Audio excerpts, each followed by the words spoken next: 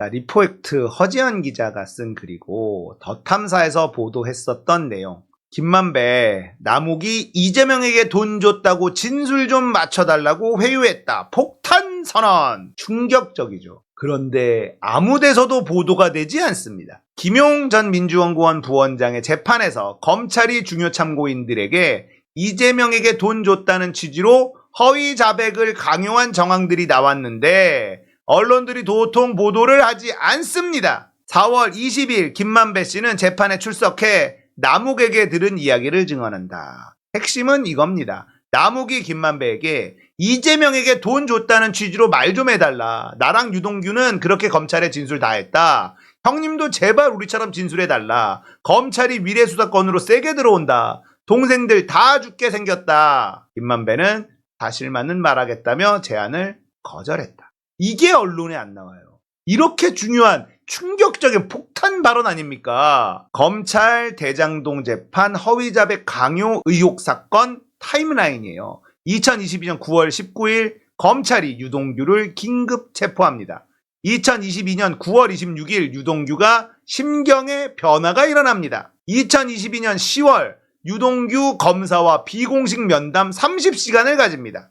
그리고 10월 8일 유동규는 이재명 대선자금 자술서를 작성합니다. 10월 12일 남욱이 김만배에게 진술 맞춰달라고 부탁을 합니다. 10월 15일 유동규 전병덕 변호사 접견을 거부합니다. 그리고 10월 20일 유동규 석방됩니다. 11월 11일 남욱이 이재명 대선자금 옥중 언론 인터뷰를 합니다. 11월 21일 남욱이 석방됩니다. 11월 24일 김만배가 석방되고 다시 구속이 됩니다. 2023년 4월 20일 김만배 법정에서 남욱이 진술 맞춰달라고 했다고 폭로를 합니다. 이런 타임라인이에요. 그림이 딱 그려지잖아요. 유동규 검찰 조사 외에 비정상적 검사 장시간 면담. 누굴까요? 어미준입니다. 한명숙 사건을 조작했던 어미준. 2022년 9월 26일 이재명 대선자금 폭로해야겠다 결심했다라고 했는데 2022년 10월에 32시간 26분을 검사와 장시간 면담을 했어요. 이거 어미준이 한명숙 조작할 때 수감자들을 불러다가 진술을 조작을 했죠. 똑같은 방식을 쓴 거예요. 자, 이번에 보훈부 장관으로 임명되려고 하는 박민식 있죠?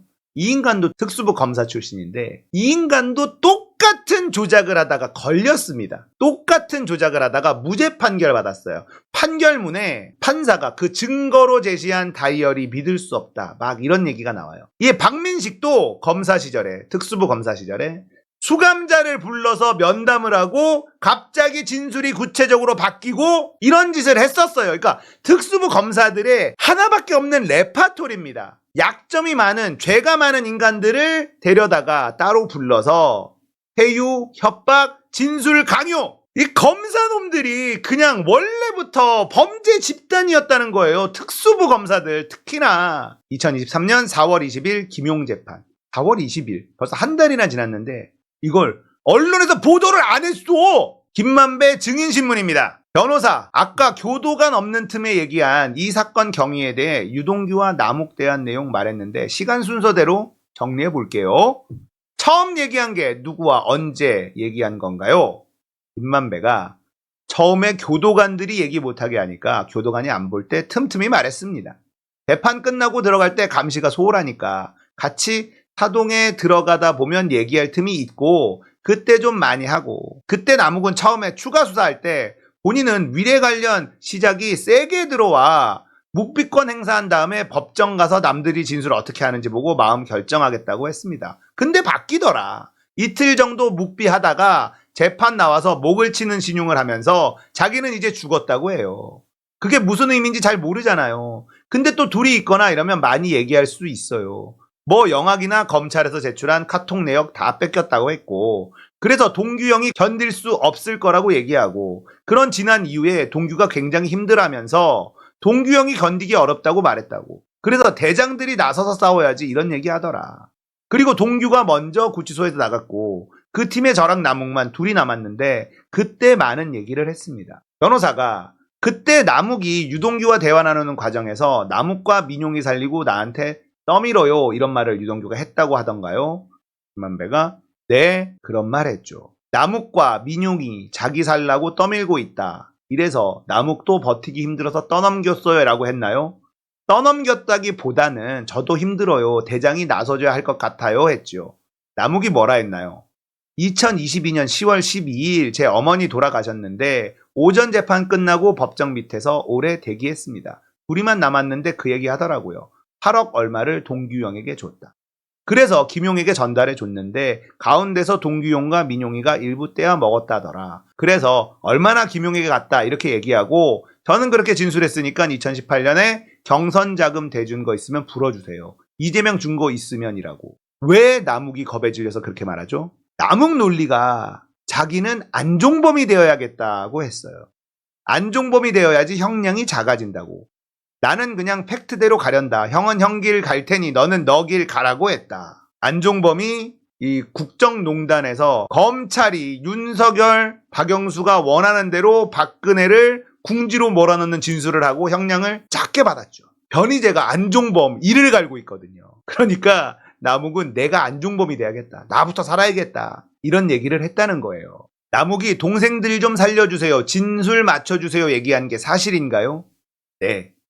자기가 안종범 되겠다고 한 게 맞고요. 안종범 얘기는 이동하면서 밑에서 둘이 있을 때 했고 사실대로 얘기해 주세요가 아니라 진술 좀 맞춰주세요 라고 얘기했단 건가요? 네. 자, 검사가 질문을 합니다. 남욱이 증인한테 진술 맞춰달라 했다고요? 김만배.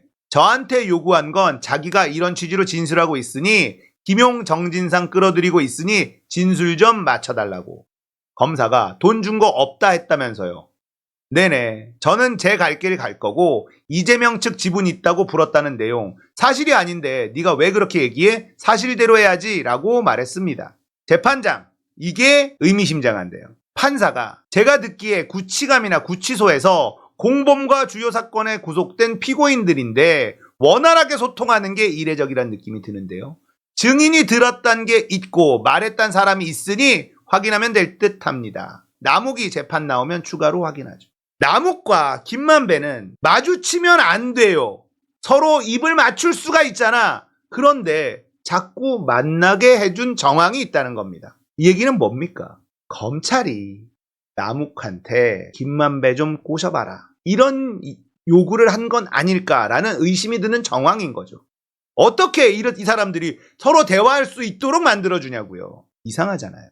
검찰도 지금 김만배를 설득 못해서 미치는 거예요. 김만배만 설득하면 모든 걸 다 몰고 갈 수 있는데 김만배는 검찰의 논리를, 검찰의 속성을 너무나 잘 아는 법조기자 출신입니다. 지금 검찰 손 들어줬다건 모든 걸 잃는다는 걸 알고 있어요. 그래서 김만배는 예전에 자해하는 쇼도 했었죠. 그 쇼는 뭐냐면 니들이 무슨 짓 하려는지 내가 다 알고 있다. 나 건드리지 마라. 이런 걸 한번 보여주고 자기 갈 길 가는 겁니다.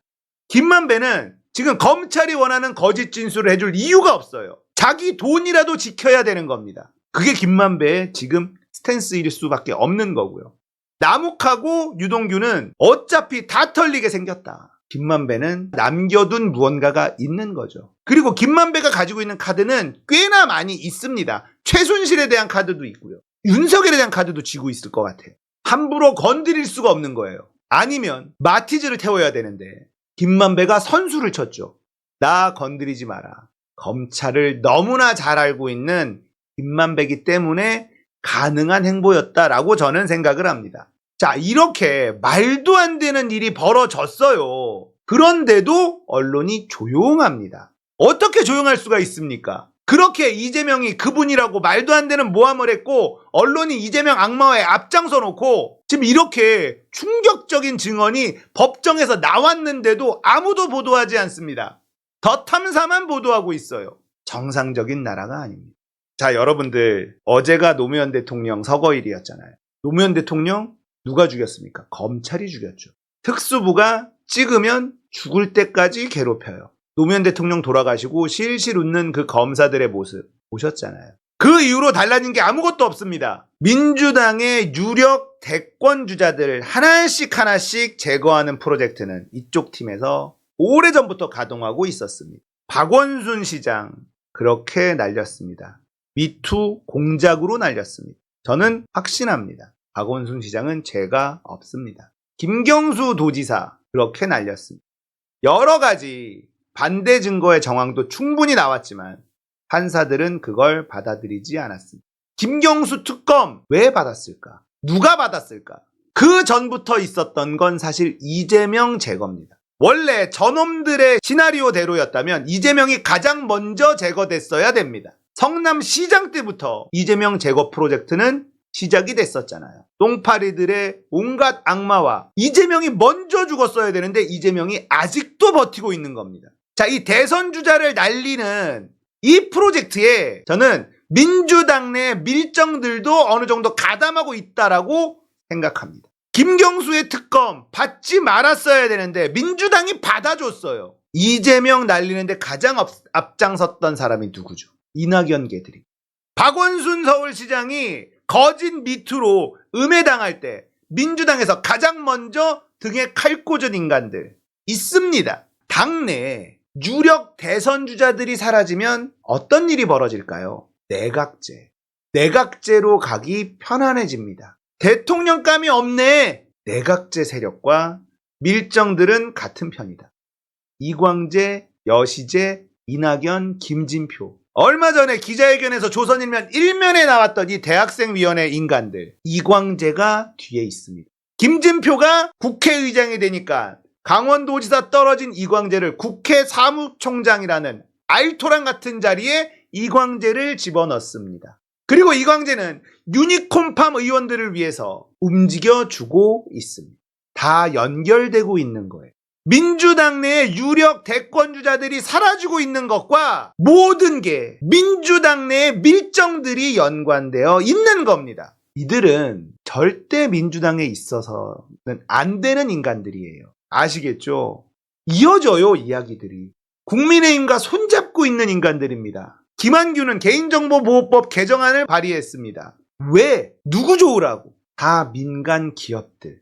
국회의원이라는 인간들이 자본의 논리에 따라서 국민들의 손해가 뻔히 보이는 짓을 자본가들을 위한 개 노릇을 해주고 있는데 민주당이 거기에 껴있다는 거예요. 그래서 그들은 민주당 내 밀정이라는 겁니다. 국민의힘 의원들하고 같이 손잡고 법안을 발의하고 있는 인간들이 있습니다. 벤처기업들의 규제를 풀어준다는 포장지를 딱 쓰고 의료 민영화를 위한 짓들을 하고 있습니다. 실손보험 청구 간소화 법안도 그 일환입니다. 전부 다 연결되어 있어요. 오랫동안 움직이고 있습니다. 하지만 이들이 제일 무서워하는 게 있어요. 뭐냐? 여론입니다. 국회의원 배지가 떨어지면 어차피 아무것도 못하니까 여론의 눈치는 엄청 봅니다. 그래서 계속 떠들어야 되는 거예요. 유니콘팜부터 조져나가기 시작해야 됩니다.